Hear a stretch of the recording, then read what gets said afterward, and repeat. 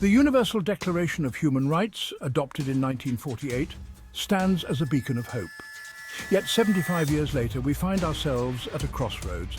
Across the globe, human rights are under unprecedented assault. Journalists, activists, lawyers, and ordinary citizens face brutal repression. Authoritarian regimes and corporations employ tactics to silence dissent. These range from physical violence to sophisticated surveillance and legal harassment. The space for civil society is shrinking, with severe consequences for challengers. Women human rights defenders face heightened risks and unique persecution. This is a call to action to stand in solidarity with human rights defenders. While physical torture leaves visible marks, psychological torture inflicts deep, invisible wounds on the human psyche. It is an insidious form of abuse designed to break a person's spirit, instill fear, and coerce confessions or silence dissent. This can take many forms, including prolonged solitary confinement, sleep deprivation, threats of violence against loved ones, and forced nudity or humiliation. The effects of psychological torture can be devastating and long-lasting. Survivors often experience severe psychological trauma, including post-traumatic stress disorder, anxiety, depression, and chronic pain. They may struggle to trust others, maintain relationships, or reintegrate into society.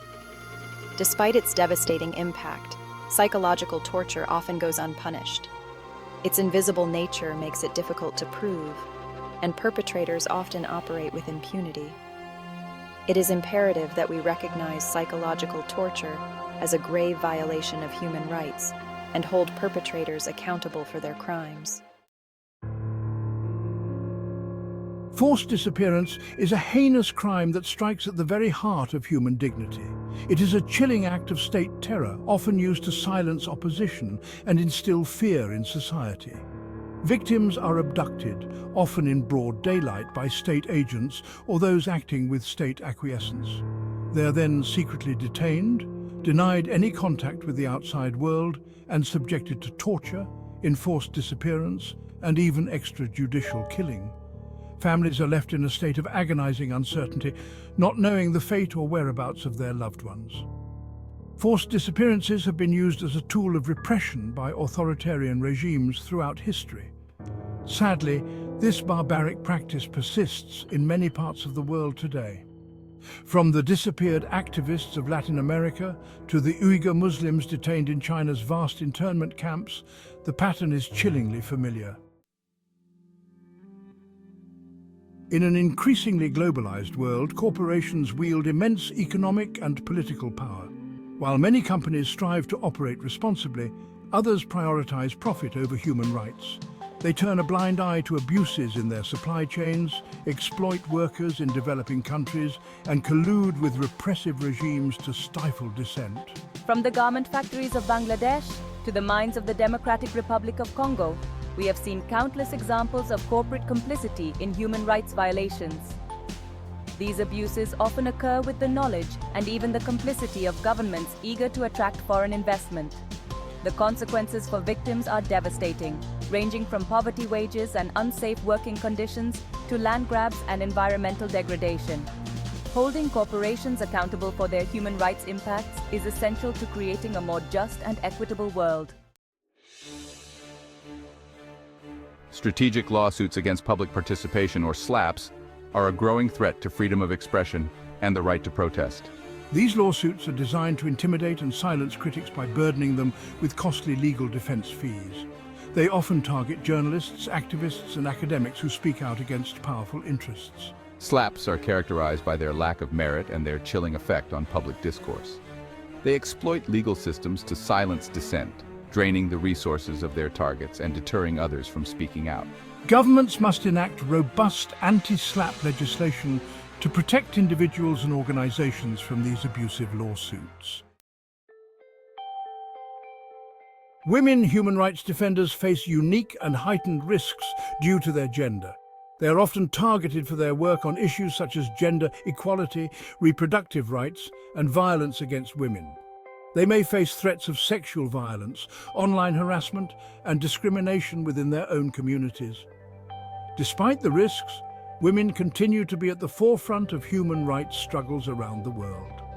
They are leading movements for social justice, challenging discriminatory laws, and demanding accountability for human rights abuses. It is imperative that we recognize the specific challenges faced by women human rights defenders and provide them with the support and protection they need to carry out their vital work. This includes addressing the root causes of gender inequality and challenging discriminatory social norms. # Section 7, a harrowing reality, forced organ harvesting in China. The Chinese government has long been accused of engaging in the systematic and state-sanctioned practice of forced organ harvesting.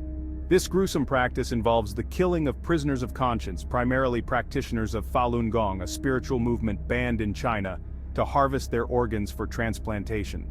Evidence suggests that this practice is widespread and systematic, with hospitals across China performing a high volume of organ transplants with suspiciously short waiting times. The Chinese government has consistently denied these allegations, but it has refused to allow independent investigations into its organ transplant system. The international community must demand transparency from the Chinese government and hold it accountable for these grave human rights abuses. This includes imposing targeted sanctions on individuals and entities involved in forced organ harvesting. # Section 8, Broken Promises. Indigenous rights in Canada. Canada, often lauded for its multiculturalism and human rights record, has a dark history of colonialism and systemic discrimination against Indigenous peoples. For decades, Indigenous communities have faced forced assimilation, land dispossession, and cultural genocide. Despite recent government apologies and promises of reconciliation, Indigenous peoples in Canada continue to experience disproportionately high rates of poverty, incarceration, and violence. The issue of missing and murdered Indigenous women and girls is a national tragedy that highlights the ongoing systemic racism and violence faced by Indigenous women and girls. Canada must take concrete steps to address the legacy of colonialism and uphold the rights of Indigenous peoples. This includes fully implementing the recommendations of the Truth and Reconciliation Commission and ensuring that Indigenous communities have meaningful participation in decisions that affect their lives. # Section 9, Blood Money, Corporate Impunity in Mexico. Mexico has witnessed a surge in violence and human rights abuses in recent years, fueled by drug trafficking, corruption, and impunity. Transnational corporations, particularly in the mining and extractive industries, have often operated with impunity in Mexico, exploiting lax environmental regulations and colluding with corrupt officials. This has resulted in widespread environmental degradation, displacement of communities, and violence against human rights defenders who dare to speak out.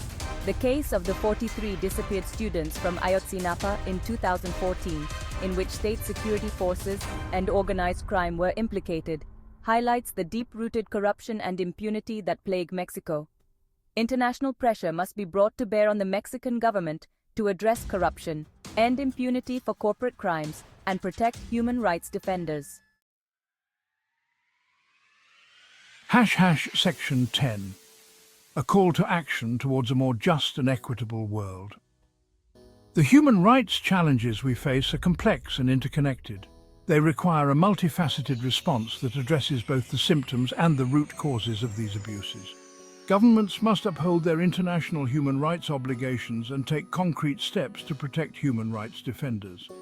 This includes enacting robust legislation to prevent and punish abuses, strengthening the rule of law, and ensuring access to justice for victims.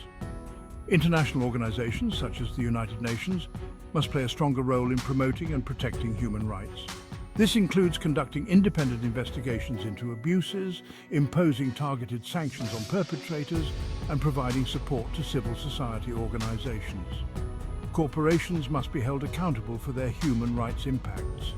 This includes conducting due diligence throughout their supply chains, ensuring transparency in their operations, and providing remedies for victims of abuses.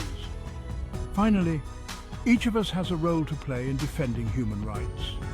We can educate ourselves about these issues, speak out against injustice, and support the work of human rights defenders. By working together, we can create a world where the rights of all are respected and protected.